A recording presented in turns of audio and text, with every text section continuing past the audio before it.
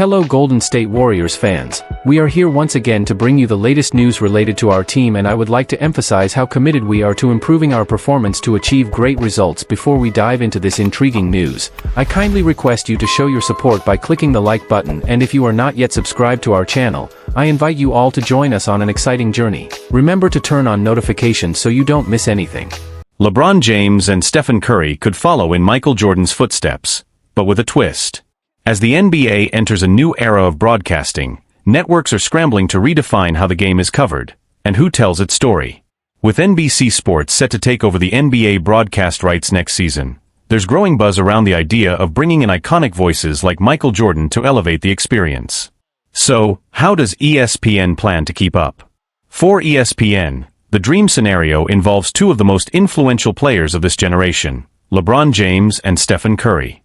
According to ESPN's lead NBA producer Tim Corrigan, the network would love nothing more than to bring them on board once they hang up their sneakers. In a recent interview with The Athletic, Corrigan opened up about the network's vision for post-retirement talent, and LeBron and Steph topped that list. If you think about those two guys, not just their incredible talent and work ethic, but their basketball minds, we'd all benefit from seeing the game through their lens, Corrigan said. Even someone like Chris Paul, who dabbled with us last year, brought such a fresh perspective just by being in the studio. That kind of insight? It's priceless. He's not wrong. LeBron, for example, has built a reputation for his extraordinary basketball IQ. There are countless stories of him calling out opponents' plays before they happen, a level of understanding that few in history can claim. But whether either superstar is ready to retire, and whether they'd actually join ESPN, remains unclear. Both are still active, and neither has given a strong signal that they're done just yet. Even if they did step away from the court, it wouldn't be a straightforward transition into the analyst's chair. LeBron's media empire already speaks for itself. LeBron, in particular, may have different plans. While he's undoubtedly passionate about basketball storytelling, he's also deeply committed to his own independent media ventures. His production company, Spring Hill, is thriving, and his podcast Mind the Game, co-hosted with Steve Nash, has already struck a chord with fans for its smart, in-depth conversations. He's shown that he doesn't need traditional media platforms to reach audiences. And frankly, he prefers the freedom that comes with doing things on his own terms. Then there's the ongoing tension between LeBron and first-take mainstay Stephen A. Smith, which could complicate any potential ESPN partnership even further. So while the idea of seeing LeBron and Steph break down games on national television is enticing, fans might want to temper their expectations. Their post-retirement paths might not involve fiery debates under bright studio lights, but rather something deeper, more thoughtful, and on platforms they control. A shifting landscape for NBA coverage. With NBC preparing to make a splashy return to the NBA, they're not holding back. Reports suggest that Michael Jordan's involvement won't just be symbolic. He could take on a recurring role in the studio or contribute to special programming. NBC's strategy is clear. Bring legendary names to the table and make the broadcast feel bigger than the game itself. It's a high-stakes move, especially as the NBA faces criticism over its current coverage. Despite an exciting 2025 final series between two well-coached competitive teams, ratings have been lukewarm. Many fans point fingers at the current tone of coverage, calling it overly negative and out of touch with today's players. Analysts like Stephen A. Smith and other longtime ESPN personalities have come under fire for being too critical of the league's rising stars, such as Tyrese Halliburton. That disconnect, between media voices and the evolving NBA culture, has left a gap that younger audiences feel more than ever. NBC is betting that fresh voices like Jordan, and potentially other ex-players with modern credibility, can restore that connection. ESPN, meanwhile, knows it must evolve or risk falling behind. The LeBron and Steph factor, more than just star power. That's why the prospect of LeBron James and Stephen Curry joining ESPN is about more than nostalgia. It's about rebuilding trust and connection with a generation that grew up idolizing them. These aren't just former players. They are architects of the modern NBA. Both men have already shown they can command attention beyond the court. Curry has dabbled in media through his production company, Unanimous Media, and has expressed interest in storytelling, mentorship, and uplifting voices within the basketball community. LeBron, of course, is further along that path. His media projects have already tackled social issues, athlete empowerment, and thoughtful commentary on the state of the game. He's not just looking to talk basketball, He's looking to shape how it's talked about. Will they say yes? Still, for all of ESPN's hope and planning, nothing is guaranteed. LeBron and Steph are known for being intentional with every career decision. Retirement won't mean disappearing from the public eye, but joining a traditional sports desk might not align with their vision for the next phase. They value control, ownership, and purpose. It's not just about putting them on TV, said one media executive. It's about giving them the space and platform to speak on their terms. That's the challenge, and the opportunity. There's also the question of timing. If LeBron and Steph continue playing into 2026 or beyond, ESPN may be left in a holding pattern while NBC gains ground. In the meantime, personalities like Chris Paul, who's shown a natural on-camera presence, could serve as a bridge between generations. The bigger picture. Regardless of where LeBron and Curry end up, the message is clear: the future of NBA coverage will be player-driven. Fans no longer want surface-level hot takes. They want nuance, insight, and authenticity. They want to hear from the people who've lived the game at the highest level. Whether that happens at ESPN, NBC, or on an independent podcast feed, one thing is certain: the era of ex-players becoming broadcasters is evolving. And in that evolution, LeBron and Curry could very well lead the way, just like they've done for nearly 2 decades on the court. 9 years later, Draymond Green sets the record straight: "I wasn't afraid of Metta world peace." Golden State Warriors star Draymond Green has never been one to shy away from conflict. Throughout his NBA career, he's had his fair share of heated moments, and usually comes out on top, even when it means clashing with teammates, like the much-publicized incident with Jordan Poole. But back in the 2015-16 season, Green found himself face-to-face with someone who matched his fire: Metta world peace, formerly known as Ron Artest, of the Los Angeles Lakers. Now, nearly a decade later, Draymond is speaking openly about what really happened between him and Metta. And no, he insists he was not afraid. During an episode of his podcast, Green pushed back on fans who claimed he backed down during the altercation. "People love to take things out of context. I wasn't scared," Green said.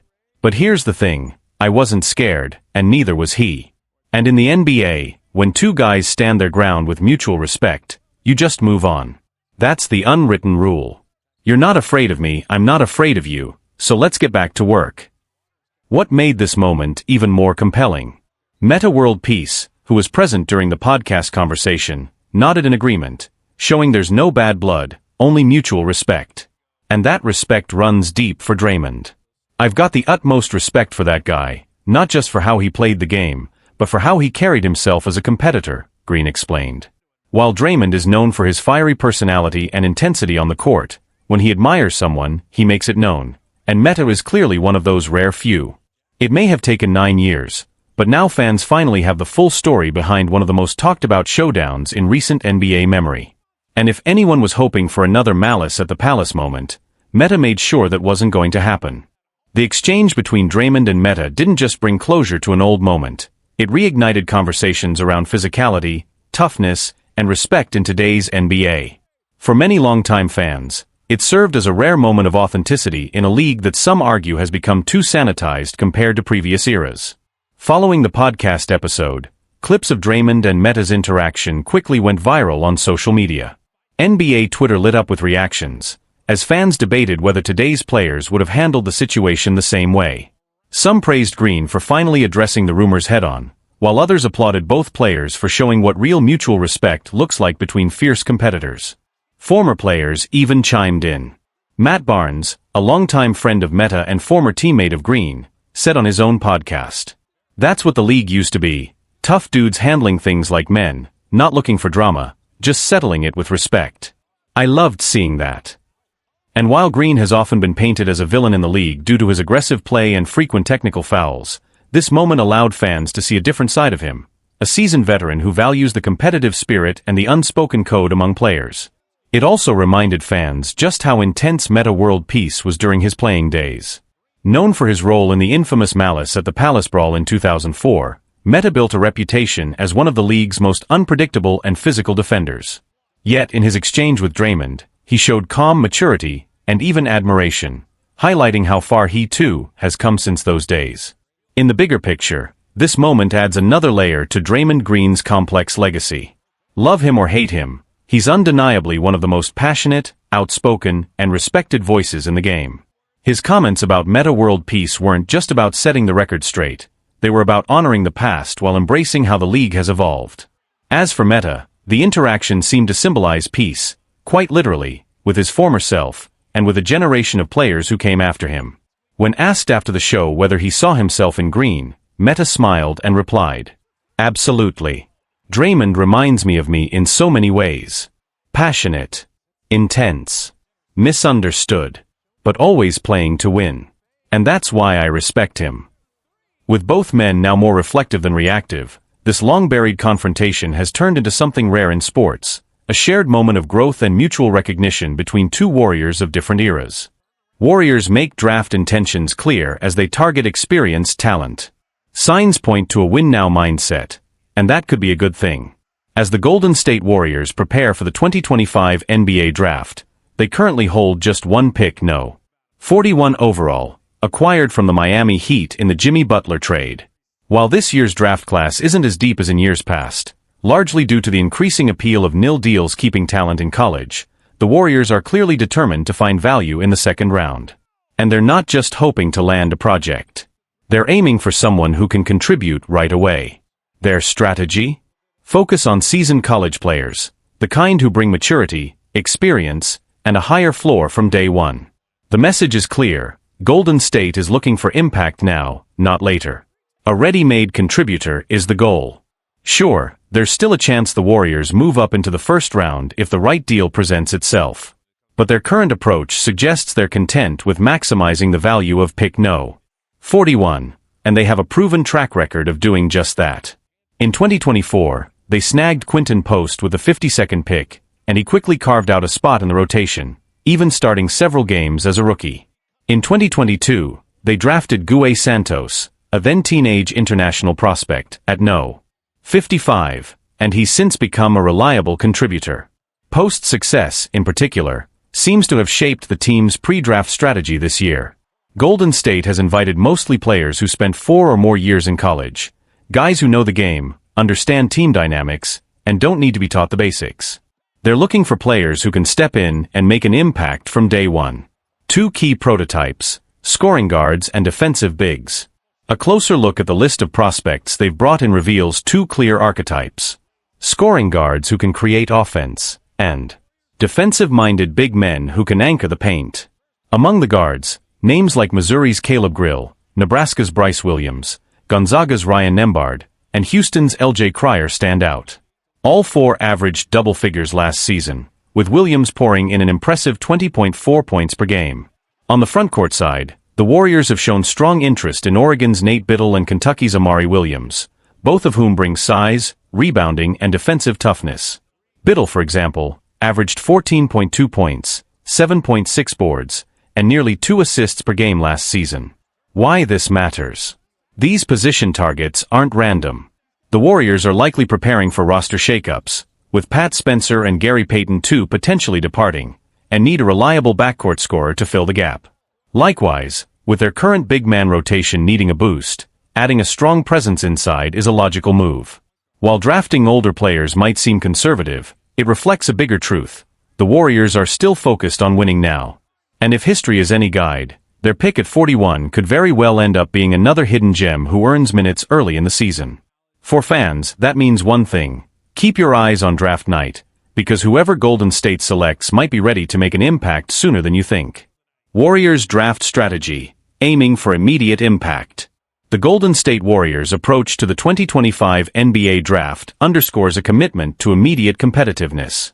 Holding only the 41st overall pick, acquired from the Miami Heat in the Jimmy Butler trade, the Warriors are focusing on selecting a player who can contribute right away. Their pre-draft workouts have been predominantly with college seniors, indicating a preference for experienced players who can seamlessly integrate into the team's rotation. This strategy aligns with the Warriors' recent history of finding value in the second round. In 2024, they selected Quinton Post at no. 52, who has since become a reliable contributor. Similarly, in 2022, Klay Santos was drafted at no. 55 and has shown promise as a developmental player. These selections reflect the Warriors' ability to identify talent beyond the first round. The team's focus on experienced college players suggests a desire for a contributor who requires less development time. This approach is particularly pertinent given the Warriors' current roster dynamics and their aspirations for the upcoming season. In summary, the Golden State Warriors are leveraging their 41st pick to select a player who can make an immediate impact, continuing their tradition of effective second-round selections. This strategy highlights their commitment to maintaining competitiveness in the league. Former Warriors star could be on the move again if the latest Kevin Durant rumors are true. Twice in less than 6 months? After playing a central role in the blockbuster deal that brought Jimmy Butler to Miami, Andrew Wiggins, the former Golden State Warriors forward, could once again be packing his bags. Wiggins, who spent nearly 5 seasons with the Warriors and was instrumental in their 2022 championship run, may soon be on the move, as the Miami Heat reportedly have their sights set on none other than Kevin Durant, a 2-time NBA Finals MVP and another former Warrior. Andrew Wiggins might be involved in another major trade. According to Shams Charania of ESPN, Durant has listed the Miami Heat, San Antonio Spurs, and Houston Rockets as his preferred destinations, although the Phoenix Suns are expected to prioritize the best possible return for the 15-time All-Star. This update comes on the heels of a report by Jake Fisher of the Stein Line, who noted that the Heat and Minnesota Timberwolves are currently the 2 franchises most often mentioned in Durant trade talks. If Miami pulls off a deal for Durant, it could mark the end of Wiggins' short stint with the Heat. Fisher noted that Wiggins, along with sharpshooter Duncan Robinson, would likely be included to help match Durant's $54.7 million salary for the upcoming season. The Heat could send multiple rotation players to Phoenix. Andrew Wiggins and Duncan Robinson stand out as 2 key names, and they also have 3 tradable first-round picks, Fisher wrote. While Wiggins showed a bump in scoring during his brief time in Miami, the increased offensive responsibility didn't translate into team success.